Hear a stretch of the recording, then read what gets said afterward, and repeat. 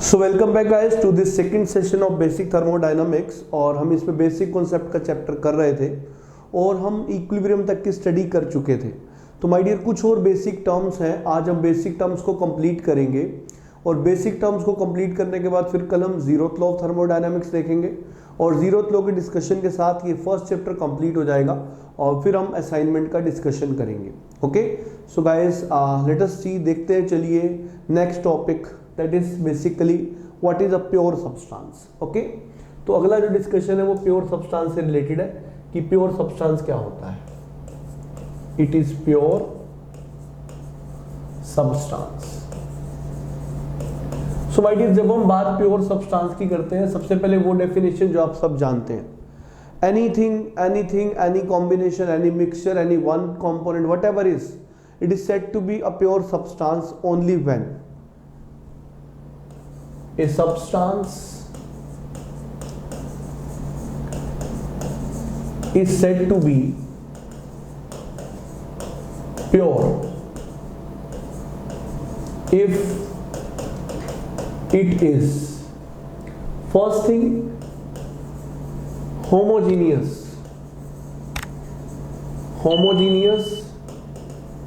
in chemical composition,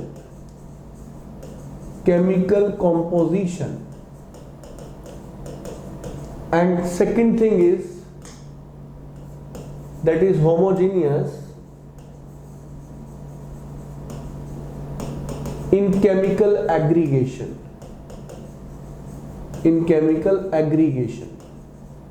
and my dear, यहाँ पे aggregation का मतलब होता है बॉन्डिंग।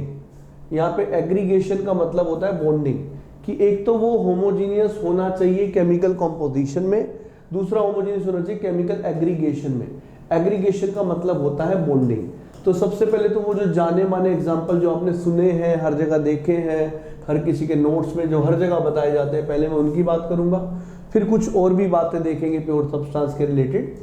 तो चलिए, मैंने आपसे कहा जैसे हम एक कंटेनर ले रहे हैं और इस कंटेनर के अंदर मैंने आपसे कहा कि मेरे पास एक लिक्विड है जो H2O है, मतलब वाटर। ये वाटर है, आपको पता है वाटर का केमिकल फॉर्मूला क्या होता है, H2O। और यहां पर मैंने आपसे कहा कि मान लेते हैं हमारे पास स्टीम है, here we are having a steam. और जब मैं बात कर रहा हूं स्टीम की, तो पहले तो आपको कुछ चीजों के प्रति मैं बिल्कुल जागरूक कर देना चाहता हूं, आप होंगे भी, पर जो नहीं है उन लोगों के लिए बता देना चाहता हूं कि जब हम बात करते हैं सबसे पहले तो स्टीम बेसिकली क्या होता है। Steam is nothing but the vapour of water. So जो वाटर के वेपर्स होते हैं उनको हम क्या बोलते हैं, steam. Okay, vapours of water are said to be steam. Second is my dear, अगर मैं आपसे पूछूं कि जो स्टीम है, या फिर मैं इसको सीधा वेपर ही बोलूं, वेपर और गैस में क्या फर्क होता है, what is the difference between vapour and gas. Generally लोगों को लगता है वेपर और गैस सेम ही है ना, कुछ लोगों को ऐसा लगता है। सो माय डियर, अगर हम वेपर और गैस की बात करें तो वेपर और गैस में एक डिफरेंस होता है। कुछ लोग बोलते हैं सर वेपर वेट होते हैं, गैस ड्राई होती है, तो मैं बोलूंगा फिर उन लोगों ने शायद सैचुरेटेड वेपर और सुपर हीटेड वेपर का मतलब नहीं सुना। तो एक सैचुरेटेड और सुपर हीटेड वेपर जो होता है वो वेट नहीं होते, आपको पता है ना। तो जब आप वेपर डोम बनाते हो, ठीक है, मैंने भी आपको एक कर्व पढ़ा ही नहीं है, पर आपने जरूर पढ़ा होगा ये वाला कर्व जिसको वेपर डोम बोलते हैं। तो ये जो कर्व होता है, जब आप इस पे कांस्टेंट प्रेशर लाइन प्लॉट करते हो, आप यही तो लिखते हो यहाँ लिक्विड है, यहाँ लिक्विड प्लस गैस है और यहाँ गैस है, तो इस फेज में गैस हो जाता है। ये सैचुरेटेड वेपर और ये सुपर हीटेड वेपर कहलाते हैं। सो माय डियर, ये वेपर ही है, जब इसको लिखा आप गैस रहे हो पर ये वेपर ही है। तो इसमें खास बात ये होती है कि इस वाले वेपर से अगर आप थोड़ी सी एनर्जी निकाल लो, अगर आप इन वेपर से थोड़ी सी एनर्जी निकाल लोगे ना, तो ये फिर से जो है लिक्विड बनने की ओर अग्रसर हो जाएंगे। तो इनको लिक्विफाई करना बहुत आसान होता है।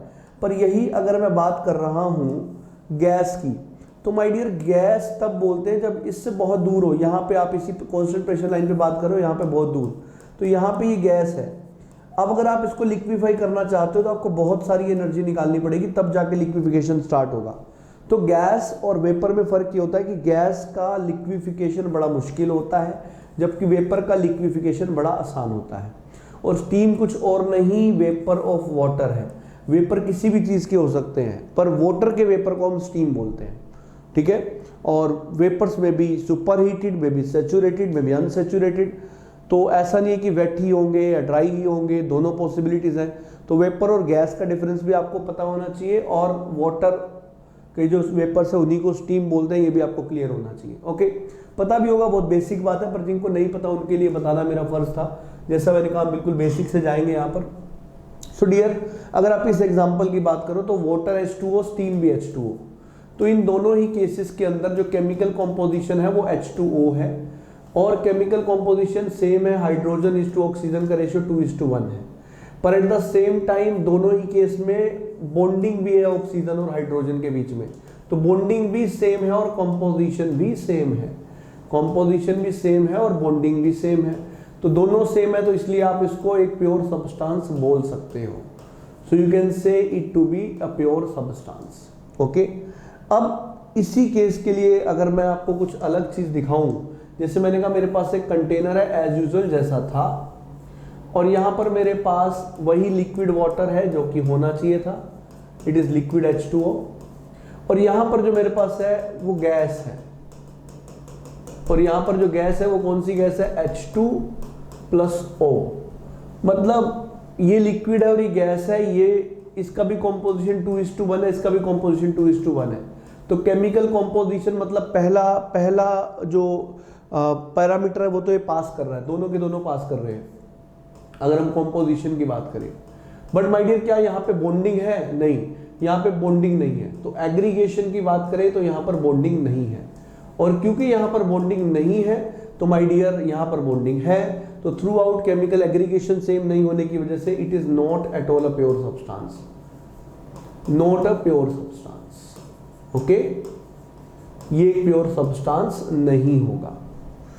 तो उम्मीद करता हूं आपको ये चीज समझ में आ रही होगी। अब मैंने कहा कि थर्ड केस ले लेते हैं, ये वो केसेस है जो आपने हर जगह देखे हैं, हर नोट्स और बुक में। ओके, सो थर्ड केस की बात कर रहे हैं। मैंने कहा यहां तो H2O है, लिक्विड वाटर, और यहां पर क्या है, यहां पर गैस है, और ये गैस H2+O2 है। तो माय डियर, इस बार तो केमिकल कॉम्पोजिशन 2:1, यहां केमिकल कॉम्पोजिशन 2:2, तो ये केमिकल कॉम्पोजिशन ही बराबर नहीं है, एग्रीगेशन की तो बात ही नहीं है। तो इसको आप सीधा ही बोल दोगे it is not a pure substance, not a pure substance. Okay, अब माय डियर कुछ और एग्जांपल्स भी मैं आपके सामने लेना चाहूंगा। ये तो आपको क्लैरिटी देने के लिए था कि केमिकल एग्रीगेशन और केमिकल कॉम्पोजिशन का मतलब क्या है। कुछ और एग्जांपल जो कि पेपर में आते हैं, अब हमने 3 ही रटे हुए होते हैं, चौथा आ जाए तो हमें नहीं पता क्या होता है। तो मैं आपको एक जनरल आइडिया देना चाहता हूं जिससे आप इंजीनियरिंग सर्विसेज के क्वेश्चन का भी आंसर कर पाए। जैसे मैंने आपसे कहा कि मेरे पास यहां पर एक गैसियस एयर का मिक्सचर है, गैसियस एयर का मिक्सचर है, मतलब इसमें एयर का कॉम्पोजिशन होगा, बहुत सारी गैसेज होंगी। सो माय डियर, ये जो गैसेज होती हैं जब गैसियस फॉर्मेट में होते हैं तो ये जो कॉम्बिनेशन होता है बहुत ही यूनिफॉर्म सा ही होता है। तो चाहे आप यहाँ नीचे बात करो, ऊपर बात करो, throughout it is considered to be as a pure substance only, क्योंकि केमिकल कॉम्पोजिशन और केमिकल एग्रीगेशन दोनों में ये यूनिफॉर्म होता है, तो it is said to be pure substance. Okay, इसी तरह माय डियर, अगर आपके पास कोई 2 मिक्सिबल लिक्विड्स है, मिक्सिबल मतलब जो एक दूसरे के अंदर घुल जाते हैं, you are having the combination of 2 miscible liquids, like let us say आप बोल रहे हैं इथाइल अल्कोहल और वाटर, इन दोनों का कॉम्बिनेशन, ये दोनों मिक्सिबल लिक्विड्स होते हैं, मतलब आपस में घुल जाते हैं, तो इनके कॉम्बिनेशन को भी आप क्या बोलोगे, yes it is a pure substance, क्योंकि थ्रू आउट आपको ये आपस में मिले हुए मिलेंगे, आपको ये अलग नहीं मिलेंगे। कोई भी 2 मिक्सिबल लिक्विड हो, आप बोल देना कि उनका कॉम्बिनेशन प्योर सब्सटेंस है। Any 2 miscible liquids will be giving you a pure substance for sure, any gaseous mixture will be a pure substance for sure. But guys, अगर इसी केस में हम थोड़ा सा डिफरेंस कर दें, जैसे मैंने आपसे कहा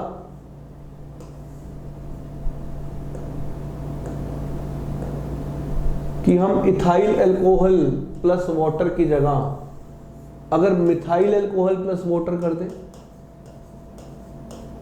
मिथाइल अल्कोहल जहरीली शराब होती है, ओके, इन जनरल। तो जब आप मिथाइल अल्कोहल प्लस वाटर की बात करेंगे तो जब आप डेंसिटीज देखेंगे तो मिथाइल अल्कोहल की कम होती है वाटर से। इसी तरह विस्कोसिटी जब आप देखोगे तो मिथाइल अल्कोहल की ज़्यादा होती है वाटर से। सो इन सब के कारण ये दोनों अलग अलग सेपरेटली रहते हैं और इनका कोई कॉम्बिनेशन प्योर सब्सटेंस नहीं कहलाता, इसलिए आप इसके कॉम्बिनेशन को बोलोगे नॉट प्योर सब्सटेंस, बिकॉज ये मिक्सिबल नहीं है, ओके, दीज आर नॉट मिक्सिबल। भैया आपको पता है ना इथाइल अल्कोहल क्या होता है, ये तो सबको पता होता है, शराब में पानी मिलाते हैं सब, है ना, नीट नहीं पिएंगे या नीट पिएंगे वो तो अपनी चॉइस होती है, whatever. So dear that's what I am talking about. But जहरीली शराब होती है मिथाइल अल्कोहल। तो अगर आप इसकी बात करेंगे तो मिथाइल अल्कोहल ऊपर तैरता है जनरली पानी के, तो जब वो ऊपर तैरेगा तो it is not considered to be a pure substance, क्योंकि थ्रू आउट होमोजीनियस नहीं हो पाता ना कॉम्बिनेशन। तो कोई भी दो मिक्सिबल लिक्विड्स हो उसको आप बोलोगे प्योर सब्सटेंस, पर अगर मिक्सिबल नहीं है फिर प्योर सब्सटेंस नहीं है, ठीक है। तो ऐसे एग्जांपल्स पेपर में आते हैं, इसीलिए बता रहा हूँ, समझ रहे हैं, कोई टाइम पास नहीं कर रहे हैं हम यहाँ पर। इसी तरह मैंने आपसे कहा कि अगर आप ऐसा ले लें कि एक कॉम्बिनेशन है जो कि गैसियस एयर, मतलब एयर गैसियस फॉर्मेट में है, plus liquefied air, plus liquefied air. अब होता है ये गैसियस एयर की जो बात है, गैसियस एयर तो ऊपर प्रेजेंट होगी आपको पता है, ये कॉम्बिनेशन एकदम होमोजीनियस होता है, तो इसको आप प्योर सब्सटेंस कंसीडर कर सकते हो अगर गैसियस की बात करें।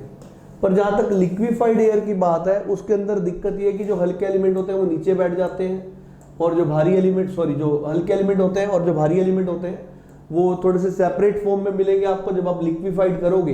तो यहाँ पे अगर मैं लिक्विफाइड एयर की बात कर रहा हूँ तो it is not a pure substance, it is not a pure substance. तो अगर ये प्योर सब्सटेंस नहीं है तो इनका कॉम्बिनेशन भी प्योर सब्सटेंस नहीं होगा, it is also not going to be a pure substance.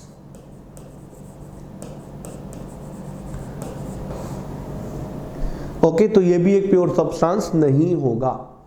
Is it okay?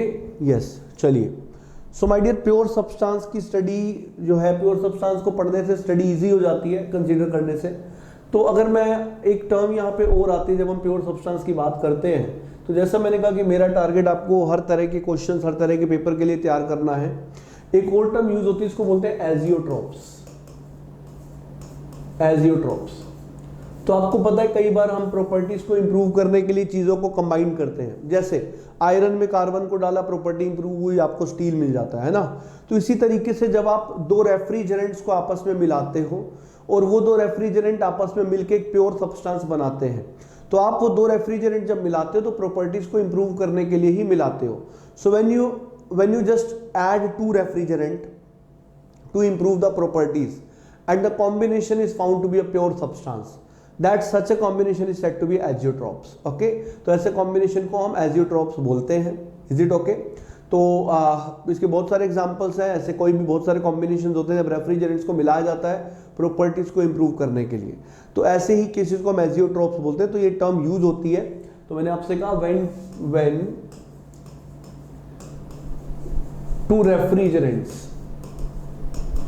when two refrigerants are combined together, when two refrigerants are combined together to improve properties, and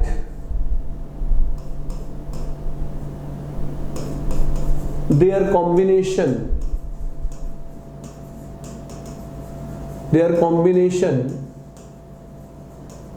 results into a pure substance, then it is said to be azeotrope. तो इसको हम क्या बोलते हैं? Azeotrope. Are you getting it? तो इसी combination को बोलते हैं हम azeotropes. Okay guys, so after the discussion of azeotropes we are moving to some other terms. Okay, तो अब हम कुछ और टर्म्स की तरफ चलते हैं, और ये सिर्फ अच्छी प्रॉपर्टीज़ के लिए ही हम करते हैं एजियोट्रोप्स की जो मैंने बात करी। तो अभी हम देखते हैं what is Gibbs phase rule. There is something known as Gibbs phase rule, और ये चैप्टर आपको जरूर थ्योरेटिकल लग रहा है, आगे न्यूमेरिकल्स भी आने वाले हैं थर्मोमेट्री के बाद। सो डियर, वो भी हम कवर करेंगे बहुत अच्छे तरीके से। सबसे पहले हम बात करते हैं what is Gibbs phase rule. So my dear, Gibbs phase rule इस तरीके से लिखते हैं, हालांकि ये मटेरियल साइंस में भी यूज होता है और यहाँ भी P + F = C+2। यहाँ पर मैं आपको बता दूं, जो P होता है वो नंबर ऑफ फेजेस के लिए यूज करते हैं हम। P is use for number of phases. Phases कैसे होती हैं? सॉलिड, लिक्विड और गैस, इस तरह की चीज को फेज बोलते हैं। फिर माय डियर, अगर हम बात करें C की, तो C होते हैं number of components, number of components. Okay, जैसे अगर मैं बोलूँ एक गैसियस मिक्सचर है नाइट्रोजन और ऑक्सीजन का, तो उसमें कंपोनेंट दो हो गए, N2 और O2, so it is said to be number of components. And my dear, अगर हम बात करते हैं F की, तो F को बोलते हैं हम डिग्रीज ऑफ फ्रीडम। अब मैं आपको बता दूं, डिग्रीज ऑफ फ्रीडम की जहां तक बात है, डिग्री ऑफ फ्रीडम एक साइंस है। Degree of freedom is a science which can be used anywhere in thermodynamics, in theory of machines and all. So degree of freedom बोलते हैं, और इसको हम ऐसे डिफाइन करते हैं, it is the number of independent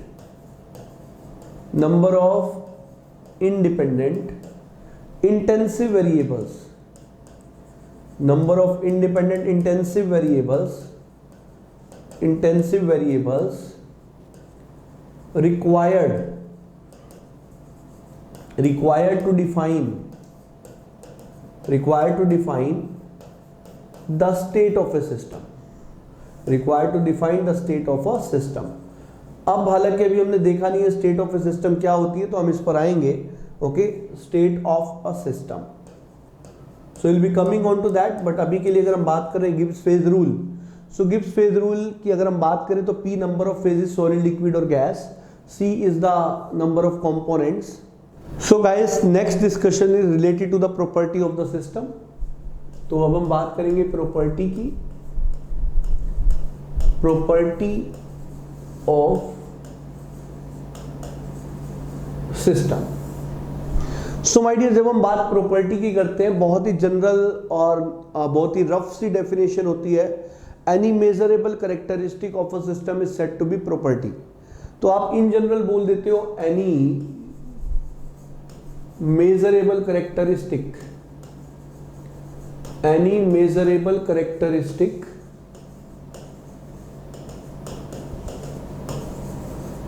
of a system is said to be property of a system। But जैसा मैंने कहा, ये बहुत ही रफ सी रो सी डेफिनेशन है। असली में प्रॉपर्टी बहुत बड़ी चीज होती है। असली में प्रॉपर्टी ही है जो दो सिस्टम्स को अलग करती है। और माय डियर, प्रॉपर्टी जो है वो कहीं ना कहीं मतलब दो सिस्टम्स की स्टेट्स को या दो सिस्टम्स को अलग करती है। और कहीं ना कहीं अगर हम बात करते हैं कि प्रॉपर्टी, अगर कोई भी प्रॉपर्टी की बात करते हैं, जैसे आपने सुना तो बहुत बार होगा कि कुछ प्रॉपर्टी ज्योमेट्रिकल प्रॉपर्टीज होती है, कुछ मैकेनिकल प्रॉपर्टीज होती है, कुछ थर्मोडायनेमिक प्रॉपर्टी होती है, कुछ थर्मोफिजिकल प्रॉपर्टी होती है। तो there are many types of properties. अब प्रश्न ये है कि यहां पर हमारा तात्पर्य कौन सी प्रॉपर्टी से है। जैसे सोम में मैकेनिकल प्रॉपर्टी को मैंने डिफाइन किया था, है ना, मैंने बताया था mechanical property is defined as the quantitative indices given to the behaviour of a material whenever it is subjected to external stimuli या लोडिंग कंडीशंस। ये स्ट्रेंथ ऑफ मटेरियल में हमने प्रॉपर्टी को डिफाइन किया था। अब प्रश्न है कि how we will define the property in thermodynamics. So my dear, अगर हम किसी भी प्रॉपर्टी की बात करते हैं, कोई भी जनरल चीज है, उसको थर्मोडायनामिक प्रॉपर्टी बोलने के लिए उसके लिए कुछ क्वालिफिकेशंस हैं। अगर वो उन क्वालिफिकेशंस को क्रॉस कर लेता है तो उस प्रॉपर्टी को हम थर्मोडायनामिक बोलेंगे, अदरवाइज उस प्रॉपर्टी को हम थर्मोडायनामिक प्रॉपर्टी नहीं बोलेंगे। ऐसी कौन सी क्वालिफिकेशंस हैं जो एक प्रॉपर्टी को थर्मोडायनामिक प्रॉपर्टी बनाते हैं? तो माय डियर, पहली क्वालिफिकेशन है यस, नो डाउट, जैसा यहाँ पे मेजरेबल लिखा है, वो प्रॉपर्टी मेजरेबल होगी तभी वो थर्मोडायनामिक प्रॉपर्टी कहलाने की हकदार है। माय डियर, सेकंड थिंग अगर मैं बोलूं तो वो रिप्रोड्यूसेबल होनी चाहिए, मतलब उसको मैं दोबारा प्रोड्यूस कर पाऊं। अभी मैं एग्जांपल भी दूंगा, it must be reproducible. And third my dear, it must be useful in thermodynamic study. It must be useful in thermodynamic study. It must be useful in thermodynamic study.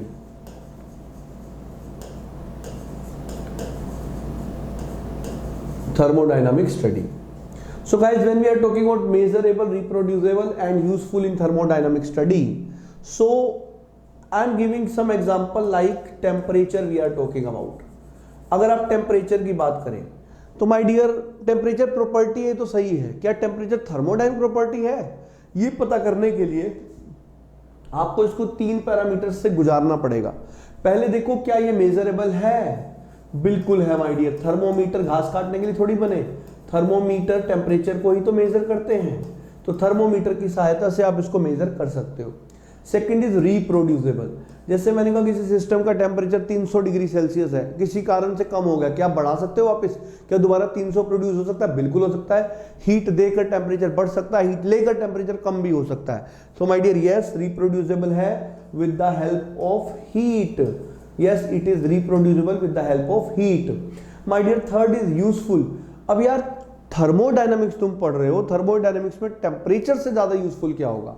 तो my dear yes, useful भी है। तो temperature एक thermodynamic property है। So my dear similarly एक दूसरी property आती है, इसको प्रेशर बोलते हैं।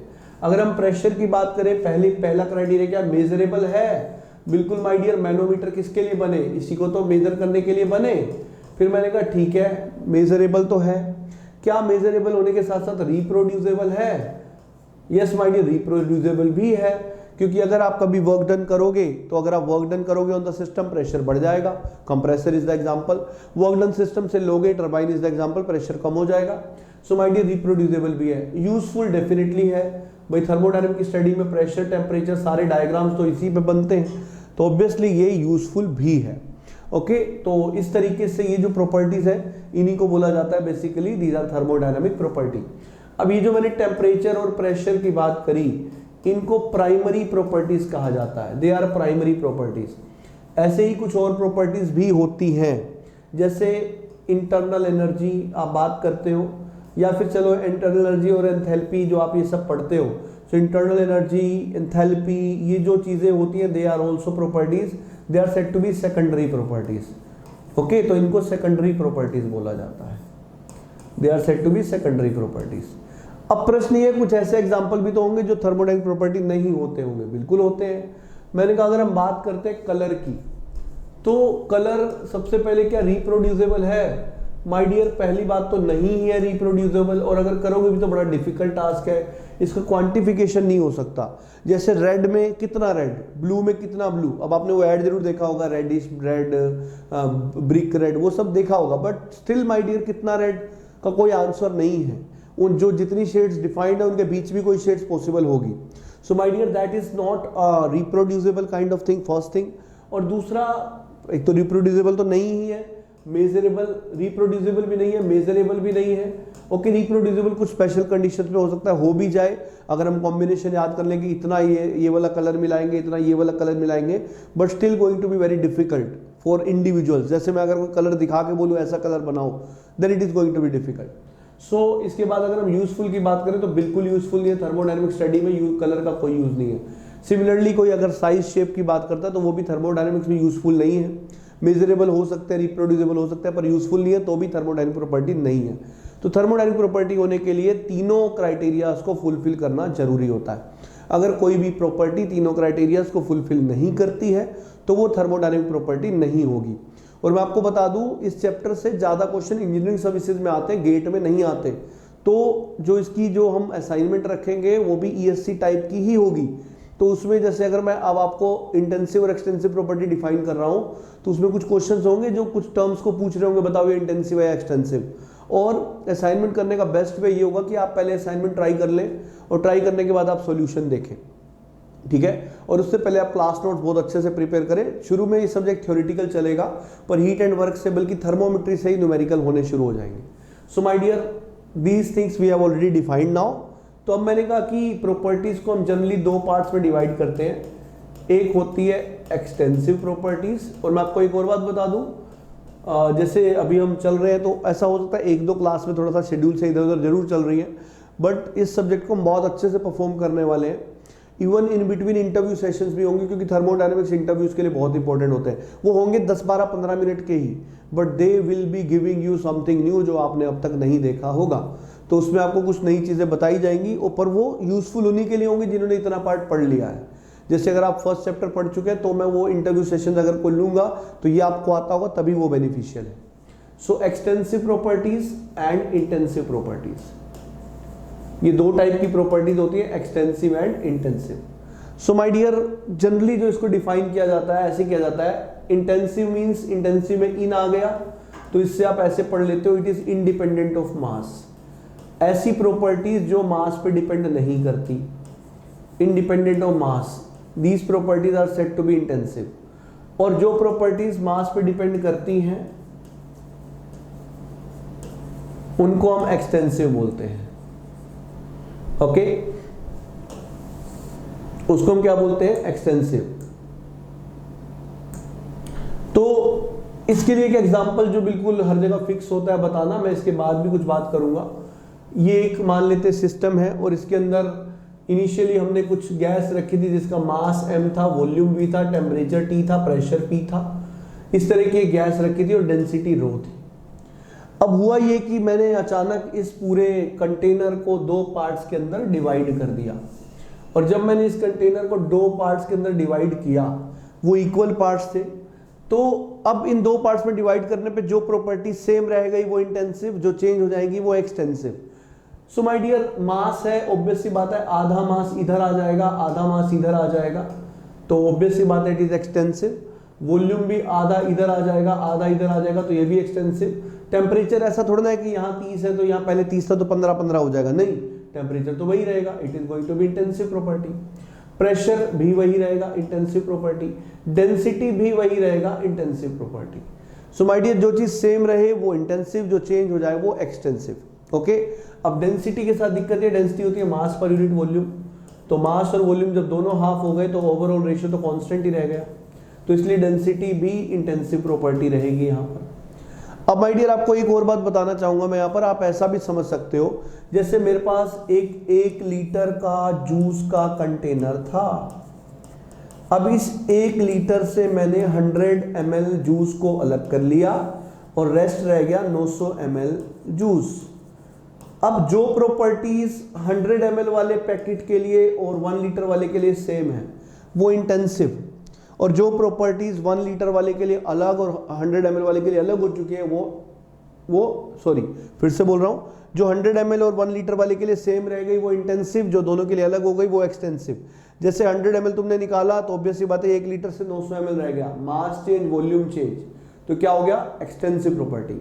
बट आपने जब 100 ml निकाला तो इसके अंदर का जो टेम्परेचर है वो चेंज नहीं हुआ इसको निकालने से, तो दैट जो चीजें चेंज नहीं हुई वो इंटेंसिव, जो चीजें चेंज हो गई those are said to be extensive. So my dear, इसको बहुत अच्छे से समझना, क्योंकि इस पे क्वेश्चंस में मैं कुछ और टर्म्स और क्वांटिटीज आपसे पूछूंगा और बताऊंगा ऑब्वियसली। अभी के लिए एक एग्जांपल देता हूं, आप सोचना इसके बारे में कि वेलोसिटी इज इंटेंसिव और एक्सटेंसिव। ओके, ये आपको सोचना है। और एक बात मैं आपको बता दूं, कोई भी एनर्जी जब आप डिफाइन करते हो, जैसे मैं आपसे बोलूं काइनेटिक एनर्जी तो आप बोलते हो 12 mv²। मैं आपसे बोलूं पोटेंशियल एनर्जी तो आप बोलते हो mgh। एनर्जी कोई भी क्यों ना हो, वो सारी की सारी जो है वो एक्सटेंसिव ही होती है। तो यहां पर एक नोट पॉइंट बनता है, यहां पर एक नोट पॉइंट बनता है कि all the types of energies, all the types of energies are extensive properties। Energy कोई भी हो, चाहे वो काइनेटिक हो, पोटेंशियल हो, स्ट्रेन हो, व्हाटएवर जो भी एनर्जी है, they are always said to be, they are always said to be, क्या बोलेंगे उसको हम, एक्सटेंसिव। ओके, और अगर ऐसा है तो किसी भी एक्सटेंसिव चीज को जब हम मास से डिवाइड करेंगे, कोई भी अगर एक्सटेंसिव प्रॉपर्टी है, अगर आप उसको मास से डिवाइड कर रहे हो देन इट बिकम्स इंटेंसिव, और इसको फिर हम स्पेसिफिक प्रॉपर्टी भी बोलते हैं। It is also known as specific properties. जैसे एग्जांपल, आपने कहा वॉल्यूम क्या होती है, एक्सटेंसिव। मैंने कहा वॉल्यूम को मास से डिवाइड कर दो, इसको बोलते हैं स्पेसिफिक वॉल्यूम। मैंने कहा कि चलो U होती है इंटरनल एनर्जी, क्या होती है हम बाद में देखेंगे, मास से डिवाइड कर दो, या गया स्पेसिफिक इंटरनल एनर्जी। ये H होती है एंथैल्पी, मास से डिवाइड कर दो, इसको बोलते हैं specific enthalpy, sorry specific enthalpy. तो everything whenever it is divided by mass it becomes specific property, so all these are said to be the specific properties. All these things are said to be the specific properties. तो इनको हम specific properties बोलते हैं। मैं आपको बोलूंगा specific properties लाने का तरीका, किसी भी एक्सटेंसिव प्रॉपर्टी को मास से डिवाइड कर दो, it becomes intensive, and all specific properties are intensive in nature, all type of energies are extensive in nature. Okay, तो आपको मैंने जो अभी क्वेश्चन दिया वो ये कि वेलोसिटी कैसी प्रॉपर्टी है, वेदर इट इज इंटेंसिव और एक्सटेंसिव। ओके, सोचिएगा, ठीक है, कोई बात नहीं, बढ़ते आगे। Okay, let us see the next is state of a system.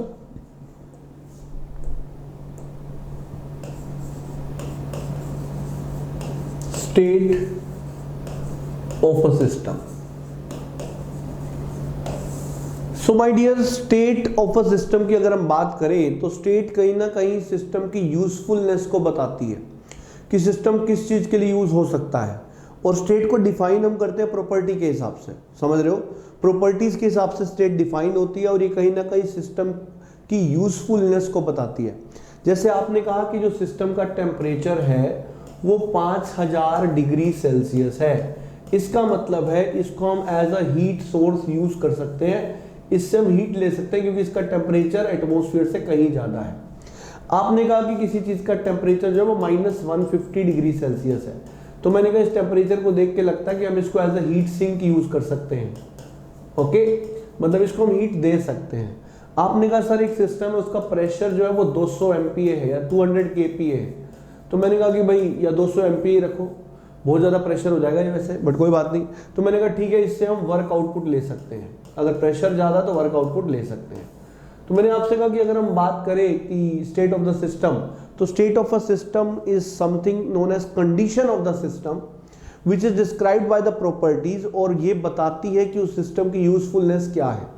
State of a system is nothing but that condition of a system given by the properties which tells the usefulness of the system, कि इस system का use क्या हो सकता है। जैसे मैं आपने देखा भी कि अगर टेम्परेचर 5000 डिग्री सेल्सियस है तो it can be used as a heat source. आपने देखा अगर टेम्परेचर -150 डिग्री सेल्सियस है तो it can be used as a heat sink, और अगर इसका प्रेशर 200 MPa है तो आप इसको यूज कर सकते हो वर्क प्रोड्यूस करने के लिए। एंड माय डियर, एक बात और यहाँ पे मैं आपको बताना चाहूंगा कि टेम्परेचर बताता है थर्मल पोटेंशियल के बारे में, टेम्परेचर बताता है थर्मल पोटेंशियल के बारे में, और प्रेशर बताता है मैकेनिकल पोटेंशियल के बारे में, प्रेशर बताता है मैकेनिकल पोटेंशियल के बारे में। Temperature tells us about thermal potential and pressure tells us about mechanical potential. और माय डियर, इन स्टेट ऑफ सिस्टम्स को जनरली डिफाइन करने के लिए जो प्लेन्स हम जनरली बनाते हैं उनमें से दो प्लेन सबसे फेमस हैं, एक प्रेशर वॉल्यूम वाला और एक टेम्परेचर और एंट्रोपी वाला। इसको पीवी प्लेन बोलते हैं। It is said to be PV plane, it is said to be PV plane and it is said to be TS plane. और इस प्लेन में किसी भी सिस्टम की स्टेट को हम पॉइंट से डिनोट करते हैं। जैसे अगर मैंने कहा कि मैं किसी सिस्टम को डिनोट करना चाहता हूं तो डिनोट करने का तरीका होगा ये, जैसे मैंने कहा दिस इज द पॉइंट, और इस पॉइंट को अगर हम बात करें तो इस पॉइंट पे आपको पता होगा कि ये रहा प्रेशर और ये रहा वॉल्यूम। ओके, इसी तरीके से कोई और पॉइंट मेरे पास है तो ये रहा प्रेशर, ये रहा वॉल्यूम। सो इसी को बोलते हैं state of a system. Okay, so this is state 1, this is state 2। Okay, तो इसको हम क्या बोलते हैं, state of a system. State define किसकी हेल्प से होती है, प्रॉपर्टीज की हेल्प से। प्रॉपर्टीज ही बताती है स्टेट, ठीक है। So state is defined with the help of the properties. Okay, जैसा मैंने आपसे बोला। और अगर कोई सिस्टम एक स्टेट से दूसरी स्टेट में जाता है, if some system transform from one state to another, it is said to be basically thermodynamic process. When we are talking about thermodynamic process, when one system goes from one state to another, then it is said to be thermodynamic process. जब एक system transform होता है एक state से दूसरी state में, जब एक सिस्टम ट्रांसफॉर्म होता है एक स्टेट से दूसरी स्टेट में, तो इस चीज को हम बोलते हैं thermodynamic process. It is said to be thermodynamic process. So thermodynamic process is nothing but the transformation of a system from one state to another. And my dear, जहां तक स्टेट की बात है, स्टेट कौन बताएगा, प्रॉपर्टीज। और state बताती क्या है भाई, स्टेट को कौन बताती है, प्रॉपर्टी। स्टेट क्या बताती है, usefulness of the system. Okay, तो यहां पर जो हमने थर्मोडायनेमिक प्रोसेस देखा, इसके बाद मैं आपके सामने 3 नोट पॉइंट रखना चाहूंगा। और ये 3 नोट पॉइंट गोल्डन पॉइंट्स की तरह आपके साथ हमेशा चलने चाहिए, क्योंकि कभी भी जरूरत पड़ेगी तो हम इनका यूज करेंगे। पहली चीज माय डियर, हम बोलते हैं कि जो प्रॉपर्टीज होती हैं, properties are state functions. State function मतलब पहली बात तो स्टेट को प्रॉपर्टीज एक्सप्लेन करती हैं। As long as state remain same, property remain same. As long as property remain same, state remain same. तो प्रॉपर्टीज के लिए कहा जाता है they are found to be state functions. Second is my dear, they are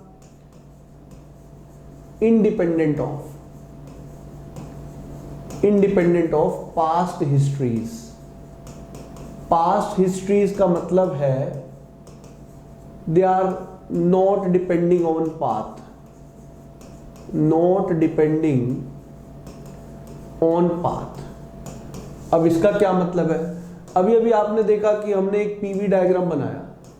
मान लो एक system इस state से दूसरी इस वाली स्टेट पे पहुंचता है ऐसे, और कोई दूसरा सिस्टम इस स्टेट से इस वाली स्टेट पे पहुंचता है ऐसे।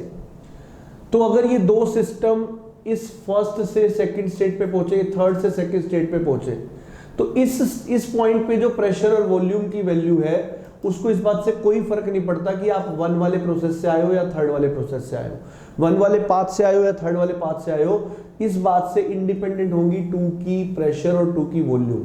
इसलिए बोलते हैं properties are independent of the past histories.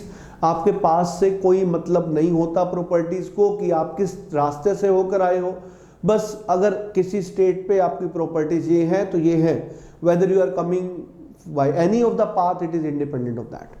तो इसको बोलते हैं इंडिपेंडेंट ऑफ पाथ। और तीसरा कहा जाता है they are said to be, properties are said to be exact differential.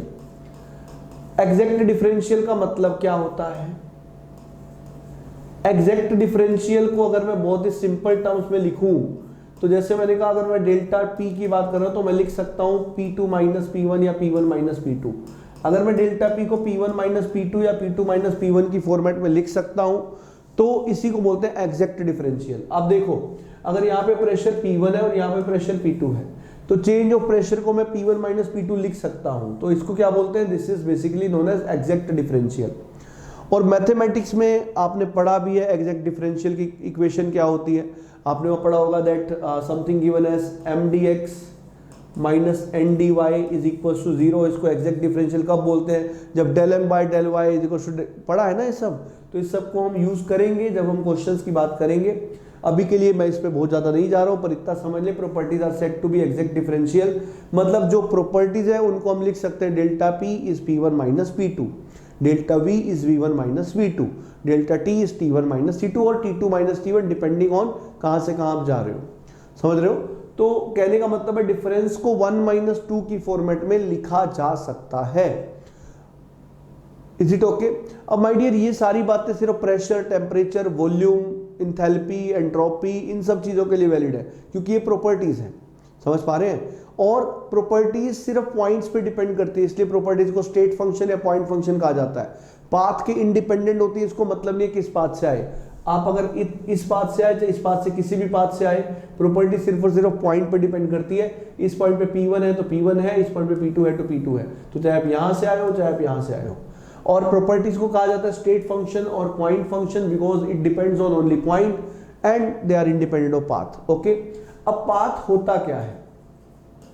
Path होता क्या है? It is locus of all the points, locus of all the points, locus of all the points, locus of all the points which a system follows, which a system follows during transformation, during transformation। तो system जब transform होता है एक state से दूसरी state में, उस समय पे जिन भी इंटरमीडिएट पॉइंट्स को पास करते हुए वो आता है, उन सभी पॉइंट्स को मिलाने पर जो चीज मिलती है उसको हम प्रोसेस का पाथ बोलते हैं। तो ये जो प्रोसेस है 1 to 2, तो ये जो सारे पॉइंट्स है इंटरमीडिएट, अगर इन सारे पॉइंट्स को ज्वाइन में कर रहा हूं तो इसी को पाथ बोला जाता है। तो path is defined for every process, और अगर सारी इंटरमीडिएट स्टेट पता होंगी तभी आप पाथ बना सकते हो। तो प्रोसेस को डिफाइन करने के लिए पाथ का पता होना जरूरी होता है। Path depends upon all the intermediate points. Okay, path के लिए सारे पॉइंट्स पता होंगे तभी आप उसको डिफाइन कर पाओगे। सिर्फ 2 पॉइंट से आप डिफाइन नहीं कर सकते। अगर आपको कोई बोल दे कि भाई एक प्रोसेस हुआ है जो कि इस और इस पॉइंट के बीच में हुआ है, तो माय डियर अगर आपको पाथ नहीं पता होता तो हम इसको डॉटेड लाइन से दिखाते हैं, बिकॉज वी डोंट नो। और अगर पता होता है तो हम इसको डार्क लाइन से दिखाते हैं, क्योंकि अगर पता है तो हम पॉइंट टू पॉइंट हर पॉइंट को ज्वाइन कर रहे हैं ना, तो ज्वाइन करके ये मिला। तो this is if the path is unknown, तो अननोन पाथ के लिए हम क्या बनाते हैं, डॉटेड लाइन। और ये अगर पाथ नोन होगा तो, अगर पाथ नोन होगा तो we will make in this way, अगर पाथ अननोन होगा तो we will be making the dotted lines. So इस तरीके से हम प्रोसेस और पाथ को डिफाइन करते हैं। सो माय डियर, जैसा मैंने कहा ये बहुत ही इंपॉर्टेंट टॉपिक है। State of a system is something, condition of system, और ये कंडीशन किस पे डिपेंड करती है, प्रॉपर्टी भी। तो नॉर्मल लाइफ का भी है ना भाई, किसी बंदे की कंडीशन किस बात पे डिपेंड करती है, उसकी प्रॉपर्टी कितनी है। किसी को भी जज कैसे करते हैं, उसकी प्रॉपर्टी के आधार पे कि उस पे पैसा कितना है, प्रॉपर्टी कितनी है, उसी के बेस पर ही तो हम जज करते हैं इन जनरल जो होता है। अब होना चाहिए नहीं उसकी बात नहीं कर रहा, जिस पे करते हैं वही पैमाना बता रहा हूं मैं तो, ठीक है। So my dear, that condition will be depending upon the properties. तो वहां पे प्रॉपर्टीज पैसा है, जमीन है, जायदाद है, यहाँ पे properties temperature, pressure, these things are there. Okay, so this is how the things are defined. चलिए देखते हैं आगे। और ये 3 पॉइंट्स गोल्डन पॉइंट्स है, आपको हमेशा याद होने चाहिए। और ये वाली कंडीशन मैं आपको बताऊंगा जब हम न्यूमेरिकल पोर्शन में जाएंगे, क्योंकि इसका यूज करके हमें न्यूमेरिकल्स करने होते हैं। आपको कोई आर्बिट्रेरी टर्म देके पूछते हैं कि बताओ ये थर्मोडायनेमिक प्रॉपर्टी है कि नहीं, फिर आप ये डिफरेंशियल वाली इक्वेशन लगा के चेक करोगे कि whether it is a thermodynamic property और it is not. Such kind of numerical we will be having in our assignment. चलिए देखते हैं आगे। चलिए आगे बढ़ते हैं। Next is basically related to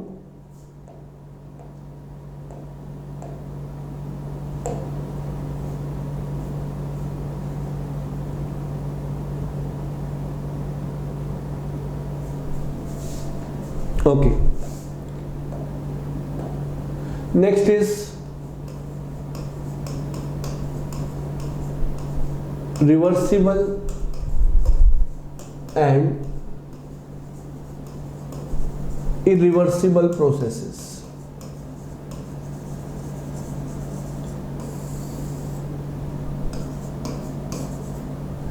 तो my dear, what is reversible process, what is irreversible process? अगर हम किसी प्रोसेस को रिवर्स कर दें और रिवर्स करने के बाद वो सिस्टम और सराउंडिंग को अनअफेक्टेड छोड़ दे, मतलब सिस्टम और सराउंडिंग को अफेक्ट नहीं करे, तो ऐसे प्रोसेस को हम रिवर्सिबल प्रोसेस बोलते हैं। और अगर कोई प्रोसेस सिस्टम और सराउंडिंग को अफेक्ट कर दे कंप्लीशन के बाद, तो ऐसे प्रोसेस को हम इरिवर्सिबल बोलते हैं। So a process when its direction is reversed, if it does not show any effect on the surrounding, it is said to be a reversible process। और अगर ये सराउंडिंग पे इफेक्ट छोड़ दे तो इसको हम कौन सा प्रोसेस बोलेंगे, irreversible process. So my dear, अगर हम रिवर्सिबल प्रोसेस की बात करें तो इन जनरल अगर हम बहुत ही नॉर्मल सी बात कर रहे हैं, तो मैंने आपसे कहा मान लो ये कोई प्रोसेस हुआ है 1 से 2।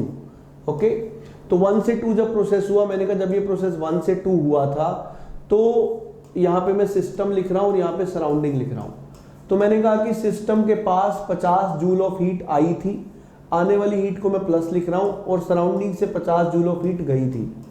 तो इस प्रोसेस में आप अगर ध्यान से देखो तो सिस्टम और सराउंडिंग में इफेक्ट हुआ है, सिस्टम के पास कुछ ऐड हुआ है, सराउंडिंग से कुछ सब्ट्रैक्ट। तो मैंने कहा जब मैं इस प्रोसेस को रिवर्स करूं, 2 से 1 जाऊं, तो ये -50 जूल हो जाए और ये 50 जूल हो जाए, मतलब सिस्टम से 50 चली जाए, सराउंडिंग को 50 मिल जाए, तो ओवरऑल जो होगा वो सिस्टम के पास भी वही हो जाएगा पुराने वाला, सराउंडिंग के पास भी वही हो जाएगा पुराने वाला।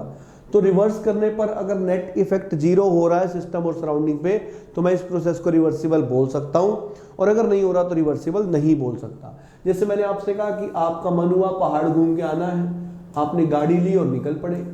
तो अब हुआ ये कि आप गाड़ी लेके गए, फर्स्ट पोजीशन से सेकंड पोजीशन पे गए। जब आप गए तो आपकी गाड़ी में लगभग 10 लीटर पेट्रोल था, आप गए और आप फिर वापस आए 1 से 2 और 2 से 1। जब वापस आए तो अगर आपकी गाड़ी में वही 10 लीटर पेट्रोल है तो इसका मतलब आपका प्रोसेस रिवर्सिबल है, और नहीं है तो इट इज नॉट। बट आप तो जानते हो जब आप 1 से 2 जाओगे तो भी पेट्रोल खर्च होगा और ये केमिकल एनर्जी यूज होगी, और उसके बाद वो हीट के अंदर चली जाएगी, जो भी लॉस होना होगा सराउंडिंग को।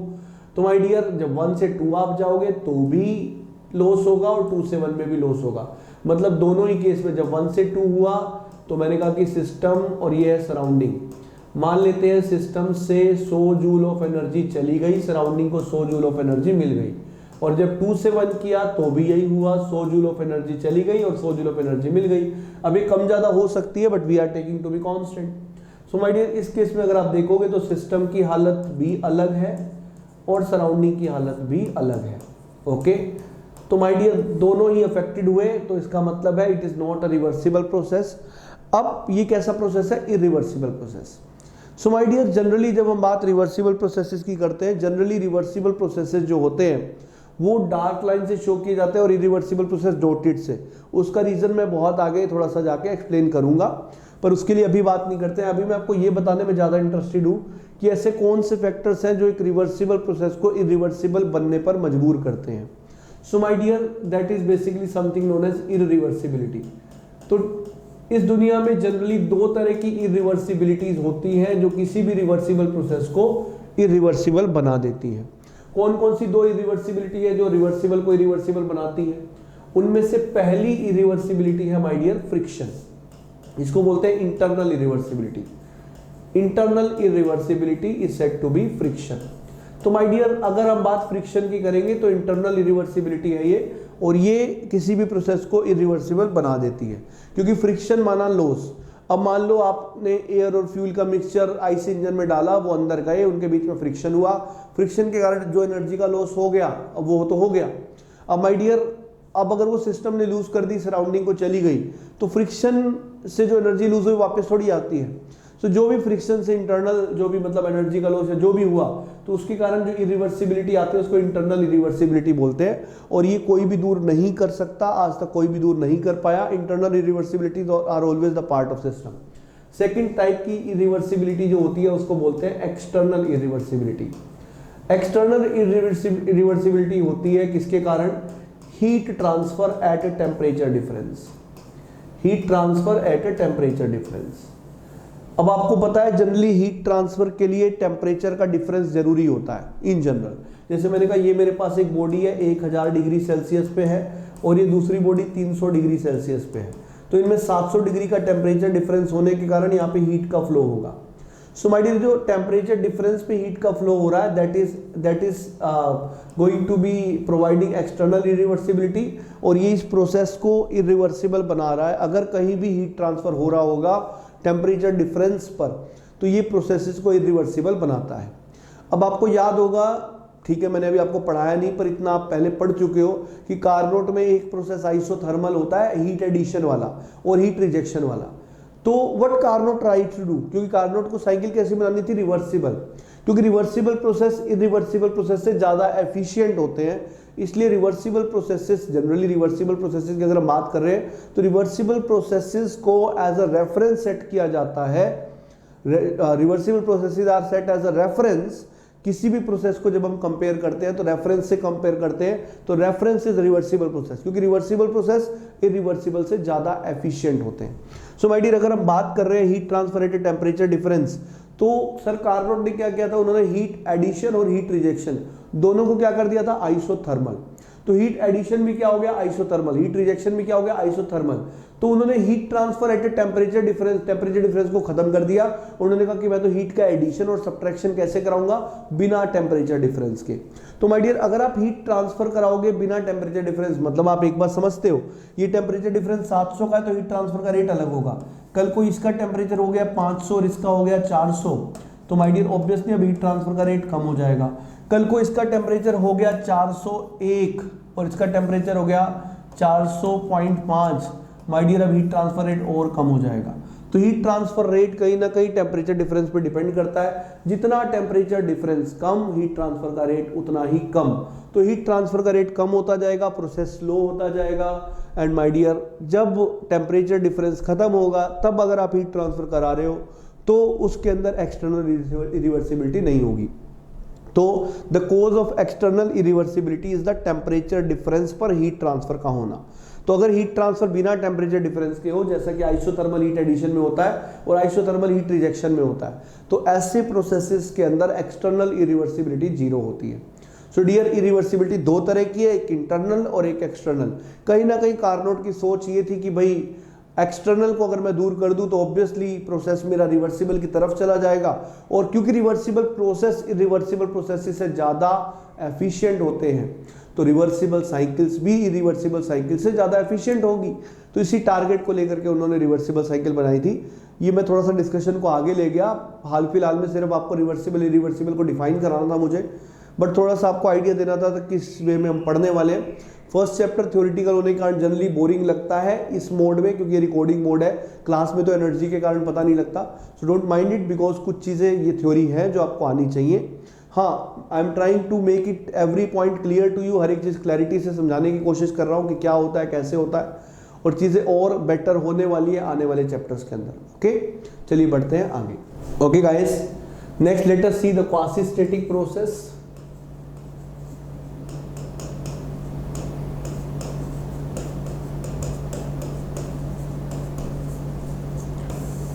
When we are talking about quasi-static process, my dear, then quasi means almost, static means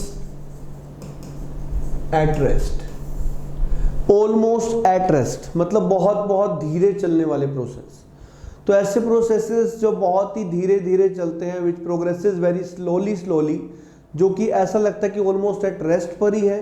उसका रीज़न होता है सिस्टम और सराउंडिंग के बीच के डिफरेंसेस बहुत कम होना। जैसे अभी हम देख रहे थे, एक्सटर्नल इरिवर्सिबिलिटी का रीज़न था heat transfer at temperature difference. अगर टेम्परेचर डिफरेंस बहुत कम हो तो हीट ट्रांसफर बहुत कम रेट से होगा। आपको ऐसा लगेगा कि हीट ट्रांसफर रेट हो ही नहीं रहा, हीट ट्रांसफर अराउंड 0 के आसपास है। तो ऐसी ही कंडीशन को हम क्वासी स्टैटिक प्रोसेस बोलते हैं। सो क्वासी स्टैटिक मतलब बहुत धीरे चलने वाले प्रोसेस। जैसे एक एग्जांपल लेते हैं, मान लो आपकी पॉकेट मनी लेटेस्ट से 200 रुपीज़ पर डे है, मान लेते हैं ऐसा। आप अपने घर पे अभी रह रहे हैं, मान लो बीटेक के दौरान, और होता ये है कि आपके पापा बहुत एक दिन आते हैं, एकदम बोलते हैं कि बेटा मैं बहुत खुश हूँ, मैं चाहता हूँ कि तुम्हारी पॉकेट मनी बढ़ाई जाए, but there should be some reason. तो उन्होंने कहा ठीक है, तुम्हारे अभी मिड सेम आ रहा है, अगर मिड सेम में तुमने टॉप किया तो मैं तुम्हारी पॉकेट मनी बढ़ा दूंगा। अब आपने कहा ठीक है, बस आप तो चाहती थी पॉकेट मनी बढ़े, तो आपने बहुत मेहनत करी और करते करते मेहनत करके आप टॉप कर गए, और आप घर आते हो एकदम खुशी के साथ बताते हो पापा मैंने अपना वादा पूरा कर दिया, अब आप भी पूरा करें। तो पूछेंगे कौन सा वादा? तो आप बोलेंगे पापा आई टॉप इन द, मैंने टॉप किया है मिड सेम के अंदर, तो अब आपके वादे के अनुसार आप बढ़ाएं। बोले बिल्कुल। आपके पापा बहुत खुश होंगे कि बेटा तुमने नाम रोशन किया हमारा, तो डेफिनेटली इसमें तो कुछ सोचना ही नहीं है। उन्होंने कहा ठीक है बेटा, अब तक तुम्हारी पॉकेट मनी थी 200 रुपये, दिल बड़ा है, तुम भी याद रखोगे, अब से तुम्हारी पॉकेट मनी होगी 200 रुपये और 50 पैसे, और तुम अगर ऐसे ही टॉप करते रहे तो मैं इसको और भी बढ़ा दूंगा। अब आप जैसे ही सुनेंगे आपको लगेगा ये तो धोखा हो गया भाई। क्यों? अब आपको बोला गया कि पॉकेट मनी तो बढ़ी है, ऑब्वियसली बढ़ी है, बट वो किस रेट से बढ़ी है कि आपको पता भी नहीं लगा बढ़ी कि नहीं, और आपको ये और बोल दिया गया अगली बार करोगे तो भी ऐसा इंक्रीमेंट मिलेगा, मतलब 3 महीने बाद दोबारा मिड सेम में टॉप करोगे तो फिर 201 रुपये हो जाएगी। तो अब आपको देख के लग रहा है कि ये तो बहुत ही धीरे चलने वाला process. Yes, such kind of process are quasi static only. And my dear, इसलिए कहा जाता है कि क्वासी स्टैटिक प्रोसेस कहीं ना कहीं एक्सटर्नल इरिवर्सिबिलिटीज को दूर करते हैं, क्योंकि heat transfer at temperature difference 0 is going to be very very slow process. तो आपको पता है एक सिस्टम में 2 इरिवर्सिबिलिटी होती है, एक इंटरनल और एक एक्सटर्नल। क्वासी स्टैटिक धीरे मतलब एक्सटर्नल इरिवर्सिबिलिटी खत्म, और फ्रिक्शन अगर खत्म हो जाए तो इंटरनल इरिवर्सिबिलिटी भी खत्म। तो इसलिए कहा जाता है एक नोट पॉइंट कि a frictionless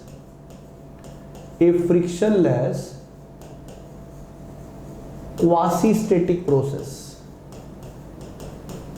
A frictionless quasi-static process is a reversible process. So reversible process की definition है a quasi-static frictionless quasi-static process is a reversible process. Quasi-static means it is going to be externally reversible. Frictionless means internally reversible. तो जब दोनों irreversibility खत्म तो process बन गया reversible process. Okay? So to make a reversible process there shall not be any internal as well as external irreversibilities. दोनों irreversibilities नहीं होंगी तभी प्रोसेस रिवर्सिबल होगा, नहीं तो प्रोसेस रिवर्सिबल नहीं होगा। So guys, this is internal one, this is external one. तो ये इंटरनल को कंट्रोल कर रही है और ये एक्सटर्नल को, और दोनों कंट्रोल होकर के प्रोसेस को रिवर्सिबल बना दे रहे हैं। So are you getting it? Hope you are getting it nicely. तो इसी को बोलते हैं, जो अभी हमने डिफाइन किया, इंटरनली एक्सटर्नली व्हाटएवर, आपको समझ में आ गया होगा। तो जैसा मैंने कहा कि इन जनरल रिवर्सिबल प्रोसेस फिर क्या होंगे, स्लो होंगे। और जब मैं रिवर्सिबल प्रोसेसेस को स्लो बोल रहा हूँ, क्यों मैंने बोला कि रिवर्सिबल प्रोसेसेस को हम दिखाते हैं डार्क लाइन से। अब माय डियर, अगर मैं आपको एक सिंपल सा एग्जांपल दूं रिवर्सिबल इरिवर्सिबल का, जैसे मेरे पास ये एक मेरे पास ये एक फ्लोर है और आप यहाँ पर मान लो 5th फ्लोर पे खड़े हो छत पे, तो ऊपर से नीचे आने के आपके पास 2 रास्ते हैं। You are having 2 paths to come down. पहला रास्ता है सीधा छलांग मारो नीचे, और दूसरा रास्ता है कि तुम यहां पर कुछ सीढ़ियां बना दो। और मैंने कहा कि सीढ़ियां कम मत बनाओ, सीढ़ियां बहुत बड़ी बनाते हैं। मैंने कहा मान लो सीढ़ियां बना दी 10⁻15। अब यहां पर है सीधा, आप ऊपर से नीचे आए, बिल्कुल आप बहुत जल्दी पहुंच जाओगे, ये प्रोसेस बहुत ही फास्ट होगी। एंड माय डियर, हो सकता है स्टेट 1 आपकी ये है, स्टेट 2 में दिखा भले ही आ रहा हूं पर वो हॉस्पिटल होगी एग्जैक्टली, और वो भी पता नहीं, हॉस्पिटल की जगह कुछ और भी हो सकती है third. So my dear, whatever it is that state, आपको एक तो पहली स्टेट पता है, एक दूसरी पता है कि पहली में छत के ऊपर, दूसरे में हॉस्पिटल के अंदर। You are knowing about these 2। In between की स्टेट आपको पता ही नहीं लगेगी क्योंकि प्रोसेस इतना फास्ट होगा, you will not be knowing exactly the path followed. But guys, अगर आप यहाँ पे बात करें, अगर 10⁻15 सीढ़ी है और आप अगर आ रहे हो एक एक कदम करके, तो आपको अपने हर एक पॉइंट का पता होगा, इंटरमीडिएट हर एक पोजीशन पता होगी। और जब इंटरमीडिएट सारी पोजीशन पता है तो उनको ज्वाइन करके ही तो प्रोसेस बनता है। तो जब क्योंकि हर एक पॉइंट पता है तो पाथ पता है, पाथ पता है तो रिवर्सिबल, पाथ नहीं पता तो इरिवर्सिबल। तो यहाँ पाथ नहीं पता, यहाँ पाथ पता है, तो पाथ पता होने का रीजन है स्लो प्रोसेस, और पाथ ना पता होने का रीजन है फास्ट प्रोसेस। इसीलिए मैंने बोला कि रिवर्सिबल में पाथ नोन होता है, और क्योंकि रिवर्सिबल में पाथ नोन होता है तो इसको डार्क लाइन से ही शो करते हैं। और इरिवर्सिबल में क्योंकि पाथ नहीं पता होता है, क्योंकि पाथ नहीं पता होता है, इसलिए इसको हम डॉटेड लाइन से शो करते हैं। और इसमें पाथ नहीं पता होने का रीजन है इसकी स्पीड, और इसमें पता होने का रीजन भी है इसकी स्लो स्पीड। स्लो भी नहीं, ये बहुत बहुत स्लो होता है। हर एक पोजीशन एक इक्विलिब्रियम पोजीशन की तरह एक्ट करती है। जैसे आपकी जो पॉकेट मनी 200 थी, 200 से 200 रुपये 50 पैसे हुई, तो आपको ऐसा लगा ऑलमोस्ट वही है। फिर 200 रुपये 50 पैसे से 201 होगी 3 महीने बाद, आपको लगेगा ऑलमोस्ट सेम ही है। समझ पा रहे हैं? तो इतना धीरे धीरे हो रहा है कि आपको चेंज फील ही नहीं होगा। एक इक्विलिब्रियम पोजीशन 3 महीने तक 200 रहा, 3 महीने तक 200 रुपये 50 पैसे, फिर 3 महीने तक 200 रुपये 201 रुपये, तो वो 3-3 महीने का जो गैप है वो उसको ऑलमोस्ट स्टेशनरी जैसा बना देगा। मतलब आपको फील ही नहीं होगा कोई चेंज हो रहा है। चेंज हो रहा है बट बहुत स्लो रेट से। It is something the explanation related to reversible and irreversible processes. Okay, so my dear, ये रिवर्सिबल इरिवर्सिबल प्रोसेस हमने देखा। अब हम जो डिस्कशन करने जा रहे हैं that is related to cycle. Cycle क्या होती है, फिर थर्मोडायनेमिक साइकिल क्या होती है, फिर थर्मल इंजीनियरिंग में साइकिल कितनी तरह की होती है। ये सेकंड लास्ट डिस्कशन है। इसके बाद हम गिब्स फेज रूल देखेंगे और 0th लॉ ऑफ थर्मोडायनेमिक्स, और फिर थर्मोमेट्री पढ़ेंगे। थर्मोमेट्री में टाइप्स ऑफ थर्मोमीटर्स पढ़ेंगे, और जितने मैं पढ़ाऊंगा उतने कहीं नहीं पढ़ाए जाते हैं। जनरली थर्मोमीटर्स में थर्मोकपल्स, थर्मिस्टर्स, ये 3-4 चीज़ें पढ़ाई जाती है। हम लिक्विड इन गैस को भी पढ़ेंगे, और उसके लिए जो भी एक मतलब जिस तरह के क्वेश्चन आ सकते हैं वो भी हम देखेंगे। ठीक है, सो चलिए अब हम देखते हैं। Next is cycle. So cycle तो बहुत जनरल टर्म है। अगर फर्स्ट और लास्ट चीज आपस में मिल जाए तो उसको साइकिल बोलते हैं। आप थ्योरी ऑफ मशीन्स में क्या पढ़ते हो, अगर फर्स्ट लिंक और लास्ट लिंक आपस में कनेक्ट हो जाए तो उसको साइकिल बोलते हैं। इसी तरह फर्स्ट प्रोसेस और लास्ट प्रोसेस आपस में मिल जाए तो उसको साइकिल बोलते हैं। सो माय डियर, अगर आप साइकिल की बात कर रहे हो तो यहाँ पर सिर्फ 2 ही प्रोसेस का होना जरूरी है। जैसे 1 से 2 एक प्रोसेस है, 2 से 1 दूसरा प्रोसेस है। ओके, सो पाथ अलग अलग हो सकते हैं फॉर द सेम 2 पॉइंट्स, तो इसको एक साइकिल बोलते हैं। मतलब एक साइकिल के लिए मिनिमम कितने प्रोसेस होने चाहिए, 2। But in theory of machines एक साइकिल के लिए मिनिमम कितने लिंक होने चाहिए थे, मिनिमम 3 लिंक होने चाहिए थे। 2 लिंक से काम नहीं बनता, तो यहाँ पर 2 प्रोसेस से काम बन जाता है। So my dear, 2 processes are required to make a cycle. अब अगर हम बात करें साइकिल में, तो साइकिल में क्योंकि आप जहां से शुरू हुए वहीं पे आ जाते हो, तो प्रॉपर्टी में कोई चेंज नहीं होता, क्योंकि आप जहां से शुरू हुए वहीं आ गए। तो इसलिए कहा जाता है the change of property in a cyclic process is zero, क्योंकि आप एक साइकिल के बाद उसी पॉइंट पे पहुंच गए जहां से शुरू हुए थे, तो प्रॉपर्टीज के अंदर कोई चेंज होगा ही नहीं, पहली बात। और दूसरी बात माय डियर, अगर हम बात करते हैं थर्मल इंजीनियरिंग के अंदर, तो साइकिल्स दो तरह की होती हैं। अगर हम थर्मल इंजीनियरिंग के अंदर बात कर रहे हैं तो in thermal engineering cycles are of two type. सबसे पहली साइकिल को बोलते हैं thermodynamic cycle. First cycle is said to be thermodynamic cycle and other is mechanical cycle. And my dear, this is a wonderful interview question. और ऐसा नहीं कि जब मैं दूसरे सब्जेक्ट पढ़ा रहा हूँ तो तब ये पूछता हूँ, तो जब मैं खुद पढ़ाता हूँ तो नहीं पढ़ाता हूँ। नहीं, मैं खुद पढ़ाता हूँ, सारी चीज़ें पढ़ाता हूँ, इसलिए तो पूछता हूँ क्योंकि मुझे एक्सपेक्ट होता है कि आपने पढ़ी हुई होंगी। सो माय डियर, ये चीज़ें इंटरव्यूज में आती हैं, आपको बहुत सारे एक्सपीरियंसेस मिलेंगे। और मैंने देखा है जनरली फैकल्टीज ही ये सब बातें नहीं जानते होते, तो स्टूडेंट्स कहाँ से जानेंगे। बहुत इंपॉर्टेंट है ये thermodynamic and mechanical cycles. So my dear, एक साइकिल को थर्मोडायनामिक बोलते हैं अगर केमिकल कॉम्पोजिशन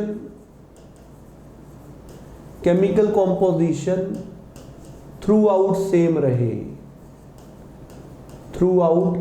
रहे और सेम वर्किंग फ्लूइड बार बार घूमता रहे, same working fluid number of cycles में यूज हो।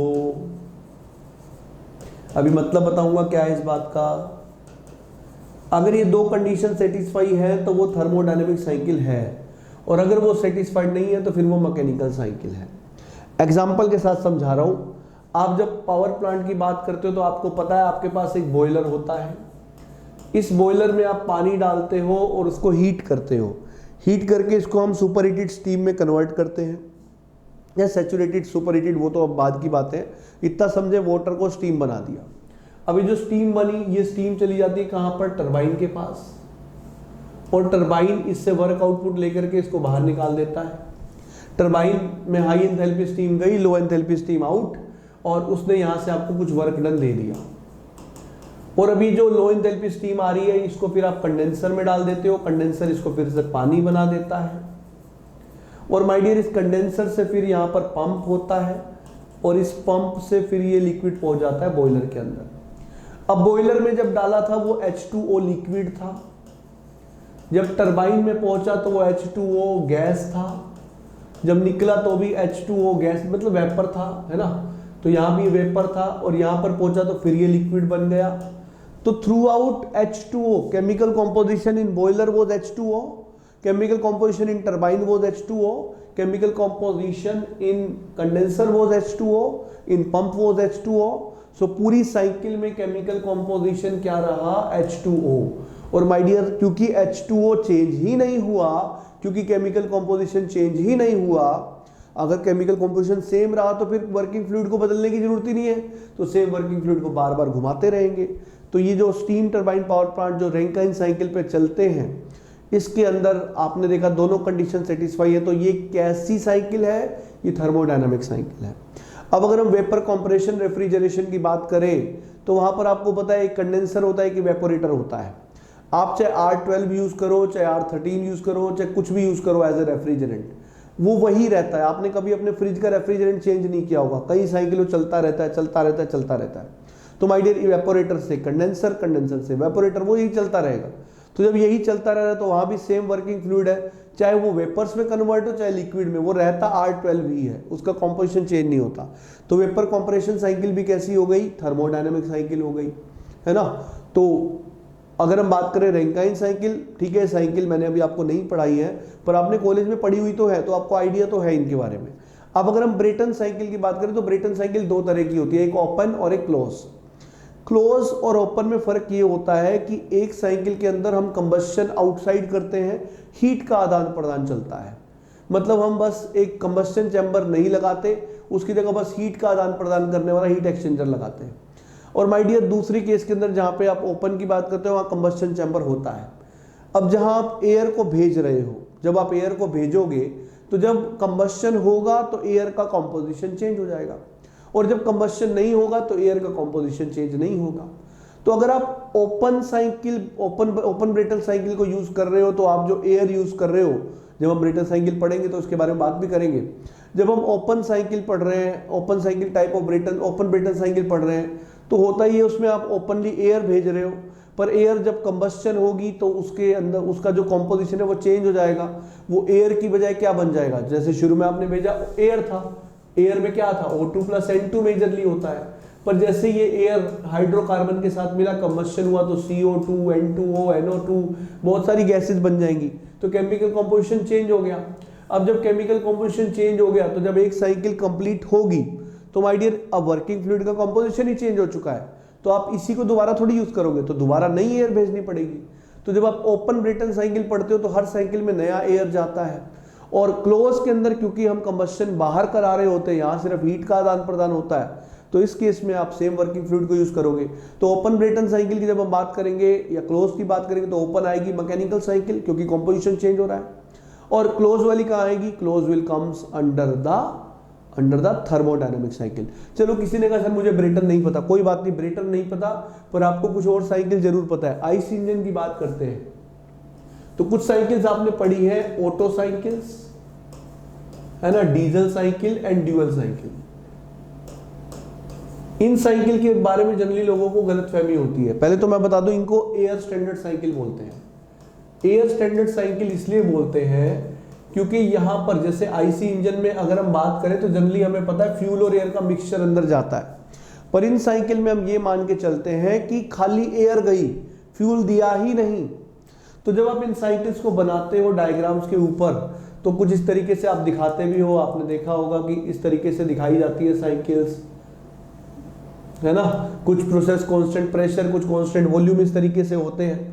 तो जब आप इस तरीके से साइकिल दिखाते हो तो 0 से 1 को डॉटेड दिखाते हो, और इसको सक्शन दिखाया जाता है क्योंकि एयर एक बार अंदर आई, उसके बाद क्योंकि यहाँ पे एयर आ रही है, फ्यूल आ ही नहीं रहा, तो चाहे कंप्रेशन हो, चाहे एक्सपेंशन हो, चाहे कुछ भी हो, एयर तो एयर ही रही, क्योंकि फ्यूल था ही नहीं तो कंबस्शन हुआ नहीं, कंबस्शन हुआ नहीं तो कॉम्पोजिशन एयर ही रहा, और अगर कॉम्पोजिशन चेंज नहीं हुआ तो नया वर्किंग फ्लूइड डालने का मतलब क्या है। इसलिए पूरी साइकिल में सेम वर्किंग फ्लूइड बार बार बार बार बार बार घूमता रहता है। तो डियर कुछ लोगों को लगता है ऑटो, डीजल और ड्यूअल जो है वो मैकेनिकल साइकिल है, नहीं, they are thermodynamic cycles only, क्योंकि ये थर्मोडायनामिक साइकिल्स ही है क्योंकि इसमें आप एयर को फ्यूल मानते हो, but at the same time जब हम इन साइकिल का इंप्रूवमेंट देखते हैं, fuel air cycles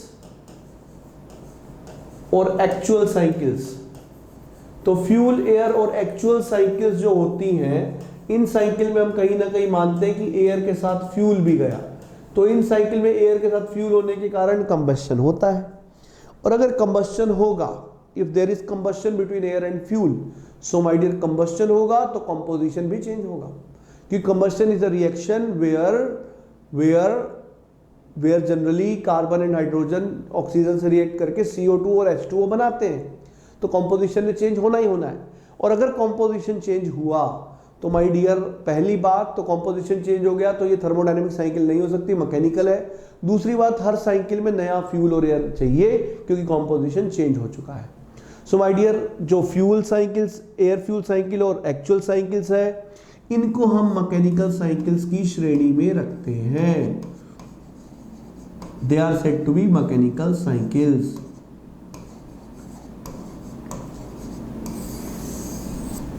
They are said to be mechanical cycles. So my dear, this is the difference between thermodynamic and mechanical cycles. तो उम्मीद करता हूँ आपको समझ में आ गया होगा। तो कोई आपसे पूछे तो आप बोलोगे ओपन जो ब्रेटन साइकिल होती है, fuel air cycle, actual cycles, they are the examples of mechanical cycles. और थर्मोडायनेमिक साइकिल के एग्जांपल में रैंकाइन साइकिल, क्लोज्ड वाली Brayton cycle, Otto cycle, Diesel cycle, dual cycle, मतलब सारी air standard cycle, Rankine cycle और सारी refrigeration cycle, they comes under yes thermodynamic cycles. Okay guys, so चलिए बढ़ते हैं आगे। तो जो नेक्स्ट सेशन है उसमें हम गिब्स फेज रूल और जीरोथ लॉ और थर्मोमेट्री करके इस टॉपिक को कंप्लीट करेंगे, और इस टॉपिक के कंप्लीशन के बाद फिर हम असाइनमेंट 1 करेंगे। तो इसके साथ हमारा फर्स्ट यूनिट कंप्लीट होगा। चलिए बढ़ते हैं आगे।